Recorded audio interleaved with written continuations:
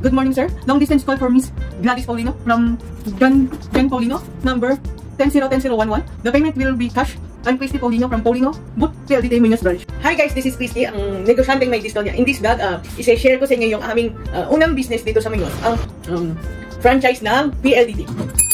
So, sino po sa inyo yung mga addict sa Pompal, mga nagkatuluyan dahil sa Pompal, so comment down below po, relate kayo dito.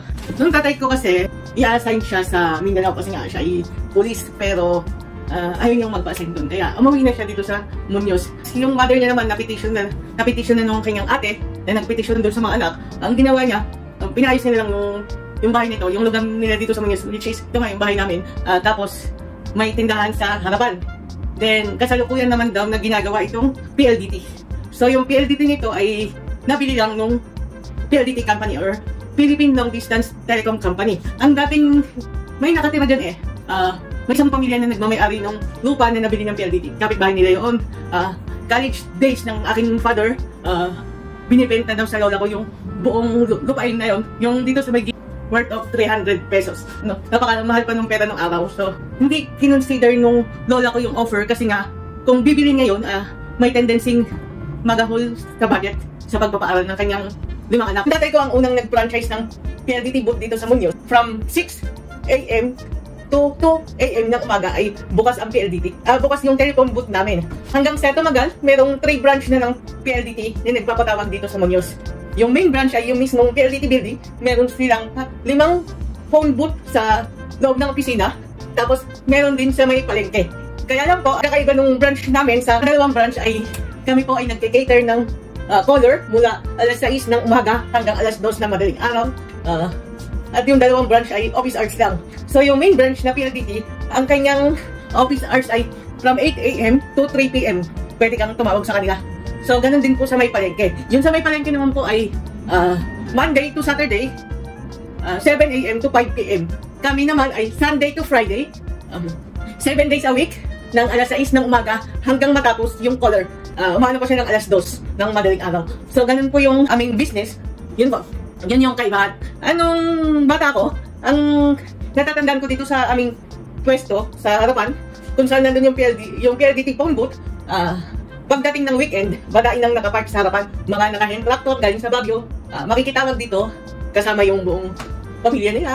Kasi yung mga mahal nila sa buhay ay nasa ibang bansa, gano'n.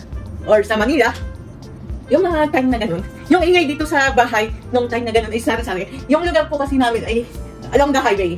Along the highway po siya. So, yung telephone booth naman po ay, kung naman, nasa harapan ng tindahan. So, yung telephone booth po, kahit isa naman yan, wala pa siyang noise cancelling nung time na yun. So, maririnig mo din, may ugong ng sasakyan, may ugong ng talaga maingay. Paano po ba yung PLDT telephone booth namin? Ang gagawin ng operator assistant namin, once na inangat niya yung phone, may sasagot ng operator sa kabilang linya. Instant po yun. Tapos sasabihin ng operator assistant kung saan tatawag, sino tatawagan, yung phone number, at kung ano yung mode of payment. Tapos, kapag okay na, ituturo naman ni operator assistant na pwede nang iangat yung connecting phone dun sa telephone booth. Pwede na sila mag-usap. So, halimbawa naman, kung yung caller ay may kasama, at gusto nang makinig dun sa pinag-usapan sa telephone booth, pwede nga kung ilamin yung phone ng aming cashier kasi connecting naman. So, yun. Magkakapag-usap na yung tatlong tao. So, yun po ang one. At ang rate naman po, first 3 minutes po tayo. So, kung ang sasabihin mo lang, hello, happy birthday, 3 minutes na agad yun. Or, magpadala ka naman ng ganito, 3 minutes na, yun ang one. Or, ang first 3 minutes po, within the Philippines, phone to phone, or PLDT to PLDT, natatandaan ko nun, 35 pesos. So, yun po. Kapag kasi customer namin, binabay niya yung telepono, after few seconds, magre-return call yung operator ng PLDT, at sasabihin niya kung magkano yung i-receive namin dun sa tawag na yun. Nung kasagsagan na ng mga 1980s, may na-receive daw na phone calls ang PLDT main branch na kapitbahay namin. Isang Japanese phone call, hinahanap niya yung kanyang kapatid na nakapangasawa ng isang Pilipino. Yung PLDT, hindi nga kilala yung mga nakatira dito sa Muñoz. Kasi yung mga staff dyan, hindi naman tiga Muñoz talaga. Ang ginawa po yung staff ng PLDT, pinasay na dito kay tatay yung phone call na yun. Tapos, nag-usap sila.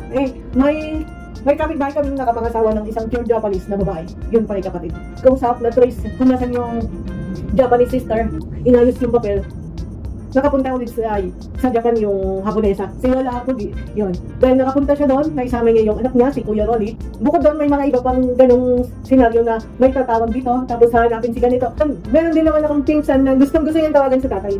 Sa Manila naman siya. Kasi noon, pagka, halimbawa, iangat mo yung telepono mo, may sasagot na operator, sabihin mo lang kung sino yung gusto mong kausapin, kung tiga saan siya, tapos ang modes of payment mo cash lang or dahil nga may telephone line ka, kung sino yung pinakamalapit na, halimbawa, katulad namin, kung may naghahanap na Christy, kung may tatawag sa akin Christy, ito yung number, ito yung address. Kung sino yung pinakamalapit na may phone sa address na ito, halimbawa, ang address ko ay Santos Street. Kung sa Santos Street, merong tatlong may residential phones at kakilala ko yung isa, pwede nga akong tawagan. Sasabihin na nung nakausap, tawag ka after 5 minutes. Pupuntahan ko lang si Christy, makakausap na siya. Ganon. Ang gagawin ng operator assistant namin, once na inangat niya yung phone, may sasagot ng operator sa kabilang linya. Instant po yun. Tapos sasabihin ng operator assistant kung saan tatawag, sino tatawagan, yung phone number, at kung ano yung mode of payment.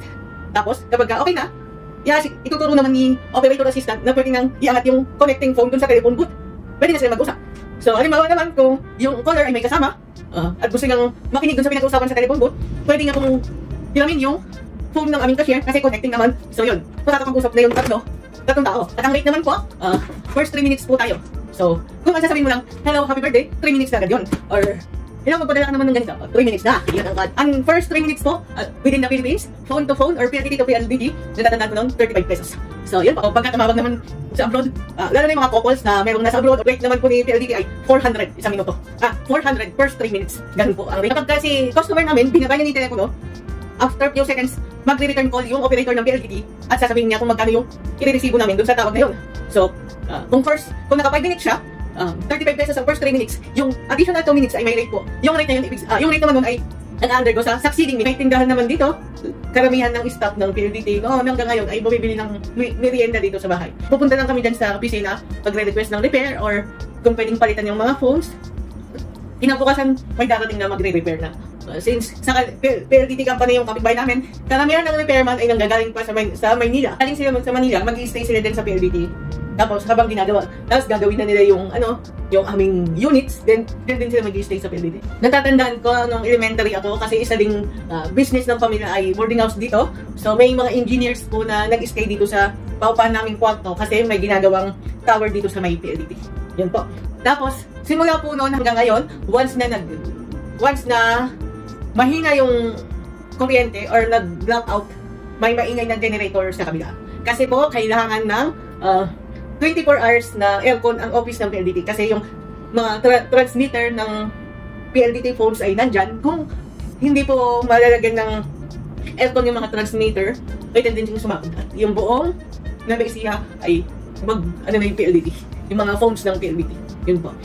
May time na hindi naman nawawalan ng kuryente pero naririnig namin yung generator. Ibig sabihin, pagka nagbukas yung generator, mahina yung kuryente. Tapos may mga lineman din po na tumutulong sa amin noon kasi nga yung may baboyan kami dun sa likod dati na nakawala yung mga baboy. Ngayon, dahil sila break nila, so yun. Pumunta po dito, nanghingi po kami ng tulong kasi nga yung mga baboy ay pupunta na sa kalsada. Pagka may stop din po yung PLDT na pag bumili sila ng merienda ng umaga, yung kantong lang, sabi. Nagpunta pala yung mga operator dito. Oo, kahapon nagpunta. Pero bakit hindi nalis yung mga wires, sabi. Dapat pinapalis mo yan, kasi hindi nyo na kailangan Pinalitan pala yung unit nyo. Ayaw naman nilang alisin, ano magagawa ko? Ayaw mong ganyan. Kaya kung mapapansin nyo po sa mga videos ko, dun sa tindahan, may mga wire doon na wire ng phones. Hindi nila tinatanggal. Natatanggal na lang yung pagsinipag yung aming houseboy. Sa mga nag-i-charge po namin, dyan sa San Sebastian School ay from Nueva Vizcaya at Ifugao. At karamihan sa kanila ay mga naging caller namin dito sa aming PLDT phone booth. Pagka Friday ng gabi hanggang Sunday ng gabi. Karamihan nakikitawag dito. So, kapag nagpupunta po ako sa simbahan or namamasyal dyan sa may mga butika dyan, may mga nagpapakilala, may nangangamusta. Yung iba, pamilyar yung mukha, parang nakita ko na sila. Tapos, tatanungin ko, parang pamilyar po yung mukha ito. Ang sagot nila, kilala mo ko kasi nga palagi kong tumatawag sa inyo Maliit ka pa nun Ganon sila. So, ang kadalasan pong tumatawag dito sa amin ay may mga kamag-anak sa Manila or sa ibang bansa. Meron din yung mga hospital. Ang inquiries nila is may available bang ganitong equipment. So, yun. Malaking tulong. Imbis na isang hospital. So, tatawag ka muna. Kasi nga, pagka pumunta ka doon, pamasahin din. Ang tumatawag dito, lalo na sa weekend, Friday ng gabi hanggang Sunday ng hapon, punong-puno dito. First come, first serve po tayo. So may upuan po dyan sa labas, pwede sila maghintay. May tindahan din naman, makakabili ng snacks. Yun po ang yung drawer ni nanay dati, hindi lang pera nakalagay noon eh. Noong time na yun, kasi may mga customer na napapasarap sa pakikipag-usap, nakakalimot na ang dalalan nilang pera ay ganitong amount. So, ang ginagawa nila, nagpe-prenda po sila ng mga valuables nila. Sing-sing kwintas, ganun. Ikaw, promise nila, after kinabukasan, kukunin nila yon, tutubusin nila ng pera. Hanggang sa hindi na natubos, hindi na nabayaran. So, ganyan po, meron ng pautang doon. Kasi uso din naman yung mga fancy na alahas noon. So, hindi naman porket sinabing kulay gold, makintab, ibig sabihin tunay na, di po ba? So, ganyan po. Meron naman yung iba, pagka sinisingil na ng charges, kulang yung pera, dinideny nila na, ang sinabi ko sa'yo, collect. So, ganun. Yung bang in denial sila na kailangan nila magbayad ng certain amount, meron pong ganun. Since naka-franchise si father sa PLDT, ang bayaran naman po nun, every end of the month or first week of the month, kailangan mag-remit na siya ng mga resibo sa mismong PLDT office. So, meron po siyang percentage na iaawas dun sa i-remit niya. Yung percentage na yun na yung kita namin. So, yun. Ganun po ang kalakaran noon. So, noong time na yun, kahit mawalan ng kuryente, may PLDT pa rin. Pwede ka pa rin tumawag sa PLDT. Late 1990s, nauso naman ang payphone. So, dito po sa may gilid ng PLDT, meron ditong payphone. Ang payphone po ay yung hinuhulugan ng barya. So, 1 minute, 1 peso. Siyempre, dahil madami ng customer na tumatawag, yung iba gusto din nila yung payphone. Kaya lang, ang payphone po ay machine. So, dumadating yung time na naghulog ka ng barya, babalik sa'yo yung barya, or kinakain lang yung barya, hindi ka naman nakakatawag. Tapos may time pa na naghulog ka ng barya, napasarap kang nakipagkwentuhan, lubos na pala, wala na. Hindi katulad sa phone, sa PLDT booth namin na i-assist ka.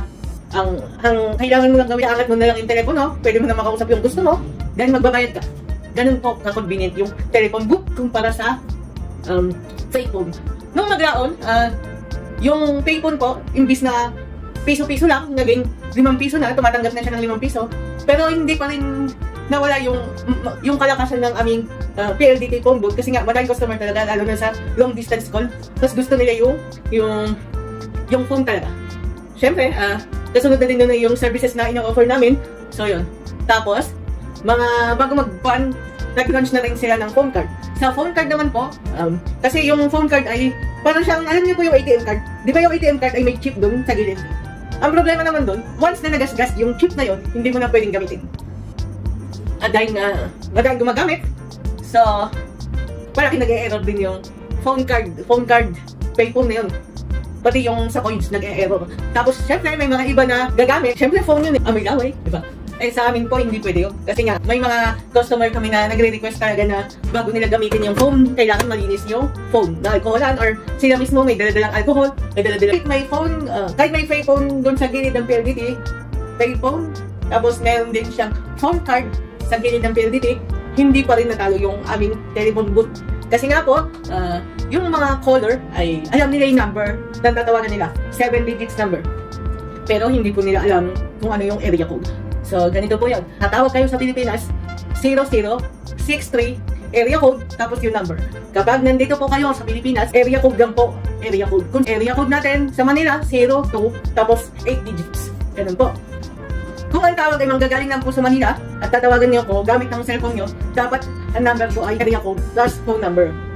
So, area code po ng Nueva ay 044. Tapos yung number ko po. Kapag magagamit niyo po yung cellphone niyo, ganun din. 044, tapos yung number ko. Yung iba sa tumatawag naman sa pagpapabook ng flights, yan, madami kami naging customer na ganyan. Meron din sa embassy, nagpapa-schedule ng interview. Yan. Meron din sa mga government offices, yung mga pensions nila, SSS, GSIS, Pag-ibig, yung mga general inquiry, meron din sa may PNP, yung mga ganun, mga inquiries nila, dito po tumatawag. Aside from the personal calls na ginagawa nila, karamihan ay ang mga sumusunod, doctor's appointment, yan, yung mga equipment sa hospital na kailangan, yung mga laboratory test, kung available ba sa ganitong hospital, tatawag po nila, or yung mga resulta, kung pwede na bang kunin, ganon. Tapos may nakakakwentuhan din ako, sabi nga, nakikitawag din siya sa, ang kwento nga, nakikitawag siya sa phone booth dito, kasi nga, imbis na lumawas siya sa Manila, mag-inform muna dun sa university bago siya pumunta sa Manila, bago siya lumabas. So yan yung aming business. Mga 1998, nagkaroon na ng pagbabago yung PLDT. Dati po, pag inahat mo ito, may sasagot agad na operator. After a decade, nagbago na. So, may mga digits po na kailangan pindutin yung aming operator assistant. Nandito na po yung 108, 109. Kapag nag-dial ka ng 108, may sasagot na operator na siya naman magko-connect sa gusto mong tawagan. Yung 108 na yun, ang charge dun ay cash. Kapag dinayan mo naman yung 109, isasagot sa yung operator, i-connect ka sa gusto mong tawagan. Kung papayag siya dun sa mode of payment na gusto mo, tatanggapin niya yung call. Kapag mode of payment po ay cash, after ng call, tatawag si operator, sasabihin niya kung magkano yung i-receive dun sa caller na yon. Pagka collector naman, hindi magbabayad si customer. Yung customer namin hindi magbabayad. Pero yung tinawagan niya, isa-shoulder niya yung tawag na yon. At the end of the month, or first week of the month, darating sa kanya yung PLDT billing, nakalagay din doon kung magkano yung babayaran niya. Kung ang monthly nga, sa monthly phone bill nga ay 500, dahil may tumawag ng collect call, madadagdagan yung 500 niya. Ang kalakaran po ay first 3 minutes ay 35 pesos. Kung ang succeeding minutes ay 25 pesos plus 35 times 3 plus 20 pesos ang succeeding minutes, 125. So, kung monthly bill, phone bill ni nung tinawagan ay 500 plus 125 pa. Kasi may in-accept siya na collect call. After a decade, nawala na po si operator. Naging direct dialing na lahat. Yung nagiging trabaho ni operator ay trabaho na po ng aming assistant operator. Kami na po ang nagta-timer, nagko-compute ng charges sa mga caller. May sumagot sa kabilang linya, start na po ang timer. Nawala na po yung mga operator na siyang nagda-dial sa kung saan. Kami na po. So, meron na po kaming mga directory na malabas. So, ito ang mga yellow pages. Sa yellow pages po, under po yung mga establishment, yung mga business phones. Sa white pages naman po ay under ang mga residential phones. Kasama din po yung mga area code. Tapos kung kanino nakapangalan yung phones. Yan. Andan po natin. Meron din po kaming parang manual book from PLDT. Nakalagay po doon lahat ng area code ng buong Pilipinas at sa ibang bansa. Kaya nandun po sa lamesa yun eh. Nasa lamesa noon. So yun po ang fun. Dahil nagkaroon na po ng mga direct dialing phones, dumami na din po yung mga residential phones. So, at ang aming branch po ay nabigyan na agad ng residential phones. So, yung residential phones po namin ay nasa labas lang din, nandun sa may tindahan. Pwede pong gamitin ng iba. Noong una wala siyang monthly bill. Wave lang po yung monthly bill namin kasi nga naka-franchise kami kay PLDT. Dahil wala kaming monthly bill, hindi kami naniningil ng charges. Bahala po kung sino yung gustong gumamit. Pwede. Kaya lang dumating po sa time na nagiging demanding po yung mga customer. Gusto nila, malinis yung phone. Kahit wala silang binabayaran. Ganun po. Nagpapabayad na kami. 3 pesos pa nun. Kwanta sawa. Tapos naging 5 pesos. Ganun lang po yung naging rate. Madaling tumatawag. Tapos, madaling din mga prank callers yan. Yung mga nang bubudol, madali din pong gano'n. Tapos, hanggang sa hindi nagtagal, nagkaroon na siya ng bill. Nagulat na lang kami kasi yung bill ng local calls ay umabot sa 1,000. Yun pala, may customer na nag-dial siya. Imbis na local, abroad pa yung dinial niya. Tapos, ang binayaran lang is 5 pesos. So, kami ay lugi. Kaya ang ginawa po ni mother, blinak niya yung outside calls. Block po yun. Magagamit yung phone na yun within Nueva Ecija. Yun po, na-block na po yung phone. Hindi na po namin na-trace kung sino yung tumawag. Meron kaming telephone landline. Madalas akong tumatawag sa mga radio station. Kahit may rate ang radio station, tinatawagan po namin. MOR sa Baguio. Yan. Kasi sakop kami ng Baguio. A1. Palagi kong nire-request yung mga kanta nila. So, yun. Kahit may charge yun, wave na lang yun kasi kami may-ari ng phone. Sinanay nagbabayad. Tapos may time na dun sa eskwela namin, sasabihin, ikaw yung tumatawag dun sa radio station. Ganun. Oo, ako, ganun. Tapos meron din kaming local radio station dito sa Cabanatuan na palagi kaming nakasubaybay. Tapos meron kasing program na lunchtime yon. So after school, dito kami magla-lunch sa bahay. May isang oras kaming mag-stay dito sa bahay. Kaming 4 na magkakapatid dito kami sa bahay. Since nakikinig kami ng radio, tumatawag kami dun sa radio station na yun. Sumasali sa mga palaro through radio. isa din ako sa palaging sumasali sa palaro at palaging talo. Ang karaniwan na sinasalihan ko noon ay yung pahabaan ng kwan. Kaya lang, syempre, hirap nga magsalita. Ako yung pinaka-kunela. Tapos, mag-greet po sa mga kasama namin sa bahay. Ganun, nag-request ng kanta. Tapos, may time na naging phone call pa kami nung anak nung announcer. Hanggang sana wala na yung contact. Nung nag-early 2000 na, medyo shaky na si PLDT.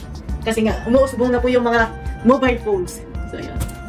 Kaya lang, kami ngang may-ari ng PLDT telephone book, hindi namin nararamdaman kasi nga, madami pa rin kaming customer. Pero may mga nakikita na akong mga customer namin na may hawak ng phones, may hawak ng mga mobile phones. Pagka nakakita ko ng customer na may hawak ng mobile phones, may pager, ibig sabihin, hindi tiga mag-use. Ibig sabihin, nagtatrabaho siya sa Manila. Kasi ng mga prepaid cards doon, mobile at smart, mahal pa rin. Ang tignan mo. Wala pang electronic loads nun Puro prepaid card. 1,000, 1,500, 300. Yan. Hanggang sa naging available na yung 100. Nung time na yun, mahirap din yung signal ng phones. So, mga early 2000, pagka may cellphone kayo, nandun yung itataas mo yung phone mo kasi nga, wala pang signal. So, yun. Hanggang sa dumating na yung time na bumababa na yung rates ng load sa cellphone. Dahil nauuso ang mga prepaid cards, tinanggal naman na ni PLDT yung mga direct dialing. Meron pa rin kung residential phones. Pero dahil kami ay franchise ni PLDT, so under po kami sa business phones, iba po yun. Sabi nga po ng lineman, kung gusto nyo maging residential phones, kailangan sa loob ng bahay nyo ilagay, hindi sa tindahan. So dahil dumadami na yung prepaid card, cellphone users, nagkaroon naman si PLDT ng mga new products tulad ng mga budget card. May touch card din po. Meron din pong pang-internet budget card yun. Ito po mga touch card nito or budget card, nabibili po namin sa PLDT office. Ito na po yung ginagamit namin sa phone booths. Kasi di po ba nung una, may operator na dial ng phone calls, tapos siya din yung nagbibigay ng bills na re-receive namin para kay customer. Tapos namunod kami, nawala na yung PLDT operator, yung assistant operator na po yung nagta-timer. Ngayon, ito na po siya, touch card. Mga early 2002 So, bibili kami sa PLDT office 100 pieces ng touch card at 100 na pieces ng budget card. So, yun. Yung touch card po ay pwede sa ibang bansa at pwede sa Pilipinas. Kapag sa within the Philippines ng PLDT to PLDT, per minute nga po ay 4 pesos. Pero kapag ka cellular phone po within the Philippines, ang rate na po ay 15 pesos. So, magre-rate po kami 4 pesos per minute plus 5 pesos na service fee. Nawala na po yung monthly dues namin kay PLDT. Di po ba, dati may monthly kami nagre-remit kay PLDT. Nung ginawa niyo pong cards lahat, nawala na po yung aming monthly dues. So, ang risk lang po nitong card nito, pagka na-connect mo na through phones, halimbawa po ngayon ay September 10, by October 9, expired na po ito. So, yung iba, ang ginagawa po nila, bumibili po sila ng isang ganito na magagamit nila within a month, tapos magbabayad ng service fee. Yung iba naman, per minute po ang babayaran nila. Ano kamura ito? Yung budget card po, 3 pesos per minute sa US. Kapag sa within Asia, 5 pesos per minute. So, ganun po sila kamura. Kaya lang, kailangan mo ng phone, telephone ng PLDT lang siya pwede. Hindi siya pwede sa cellphone. Dumating po yung time na naging reloadable na din itong touch card. So, yun. Yung isa po kasi, touch card, yung isa budget card. Pero yung touch card po, saglit lang, tapos napalitan natin budget card. Yung touch card po naging reloadable, since naging sister company ng PLDT at Smart, pwede ka na mag-load through Smart po. Nakakamiss, you know. Na-experience ko pong bumili ng ganito sa 7-Eleven, sa mga mobile shop dito sa amin. Meron din po sa SM, yan. Kapag nagpupunta kami ng Cabanatuan, kasi nga, nung bago mag-pandemic, itong PLDT na kapitbahay namin, hindi na siya 5 days a week nagbubukas bago mag-pandemic. Hindi na siya ganun. Parang dumating po sa time na first 2 weeks of the month lang siya bukas. May time po na ganun. So, yun. Kaya, ang ginagawa namin dahil nga bukas pa rin yung payphones namin, pumupunta kaming Cabanatuan. Or may time na may kakilala kaming pupunta ng Cabanatuan, baka pwedeng pabili ng ganito. Ganun po ang ginagawa na. Mga 2010, dumadami yung customer namin kasi nga dito sa mga phone cards kasi nagiging cheaper ang rates abroad. I-share ko lang po, may customer kami na senior from San Jose. Hello po sa inyo kung nasan man kayo. Every week, pupunta siya dito para tawagan yung pamangkin niya sa US. I-assist mo siya sa phone calls. Dumating din sa time na talagang naging close na siya sa amin. Kung gusto niyang gumamit ng banyo, papasok dito sa bahay. Pag dumating, meron siyang dala-dalang pandesal. Pag gusto niyang magbanyo, papasok dito sa bahay. Yan. Nung mga around 2013, kasi nga graduate na ako, nandito na ako sa bahay, pumasok siya ng bahay. So yung aming aso ay nandun sa gate ko, habang ako yung nagko-computer. Nagulat yung aso kasi nga pumasok ibang tao. Dahil nagulat yung aso, nagulat din siya. Hanggang sa dumaan si Faith. Kasi si Faith ay sick show. Dumaan siya dun sa dadaanan sana ni Aling Catch. Nadapa si Aling Catch. So dahil nadapa siya, ang nahawakan niya yung binti adult. So yun, galit na galit siya dun sa aso. And sabi ko naman sa kanya, ba't mo sinisisi yung aso? Hindi siya nangangagat. Kaya lang, syempre, territory yung aso yun eh. Yun. Pag nakikita niya, parang iba yung sinasabi na dapat alisin yung aso, alisin yung aso. Eh syempre, pet ko yun eh. Hindi naman siya nakatira dito. Tapos may customer din ako na from US. Siya naman ay umuwi lang dito sa Pilipinas pag nagpapalit ng season sa US. Kasi nga may asthma siya. So, na-allergy siya. Umuwi siya dito sa Pilipinas. May customer din ako mag-asawa. Pagka nandito sila sa Pilipinas, tatawag sila sa kanilang anak sa US para magsabi na ganito. Kung ano yung nila, kung ano yung plano nila dito sa Pilipinas, tatawag nila.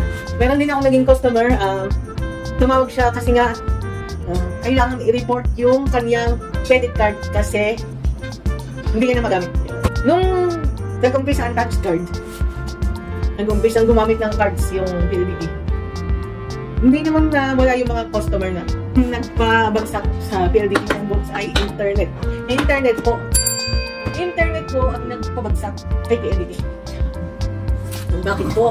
Kasi mayroon ng Friendster, mayroon ng Friendster, Vibe. Ano pa yung mga nauna? Skype yan, Yahoo Messenger. Yan po ang nagpabagsak kay PLDT. Noong time na yon. Kasi noong time na yon, hindi pa established yung mga PLDT internet. So, yan. Globe, Smart, Sun, TN. Yan po ang nangungunan ko. Pero meron pa rin. Kaya lang, sa amin as a PLDT franchise booth, kapag nasisira na yung aming PLDT booth, telephone, hindi na siya madalas na magre-request kami ng repairman para ayusin yung aming linya. Abot ng 2 weeks bago puntahan, ganun. Abot ng 3 days. Ganun. Hanggang sa kung hindi pa namin baligligin yung mga repairman, wala na. Yung mga cards na nandito, natitenga, na-expired, yan. Hanggang sa dumalang. Karamihan na nagiging customer po namin ay mga may edad na. Hindi na pa ng cellphone. Gusto nila phone lang. 2017, 2018, yan.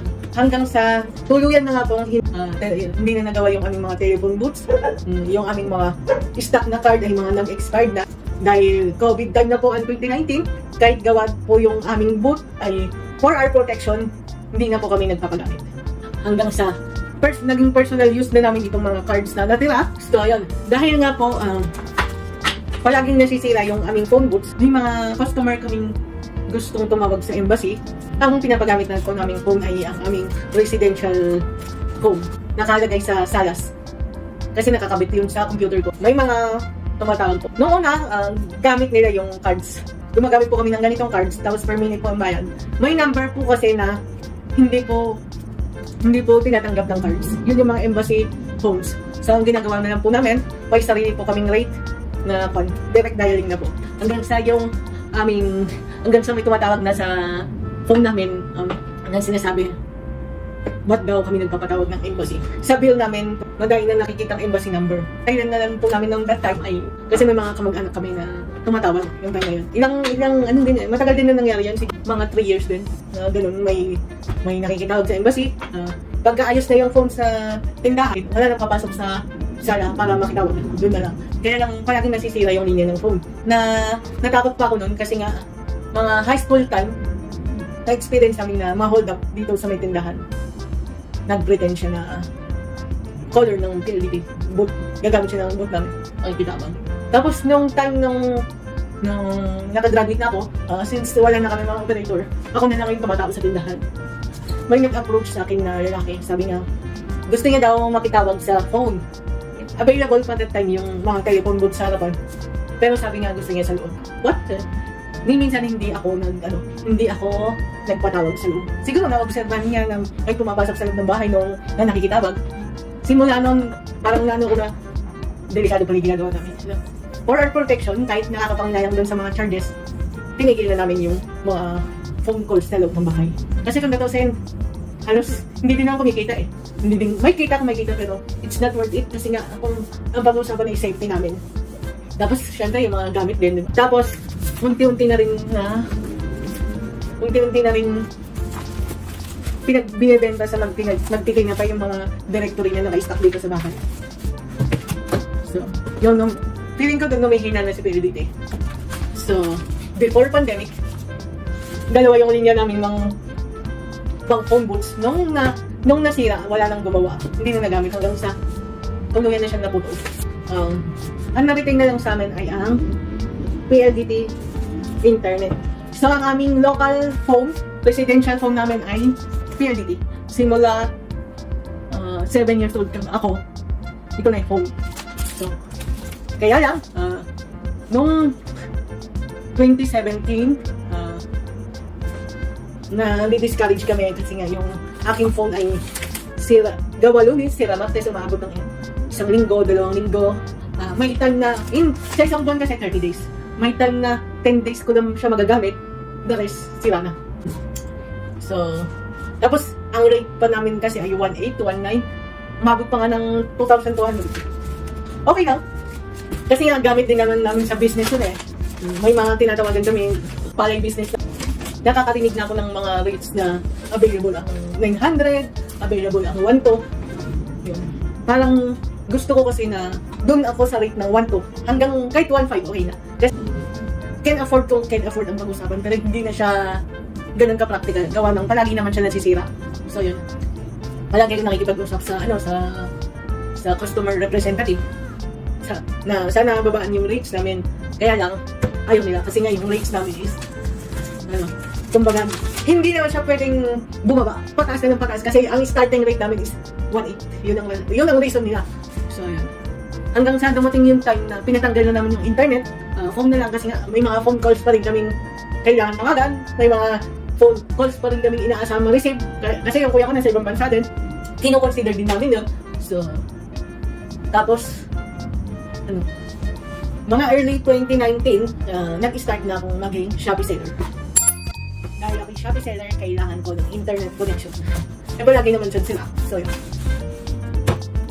Kahit ba sabihin mong pa-isa-isa lang yung aking mga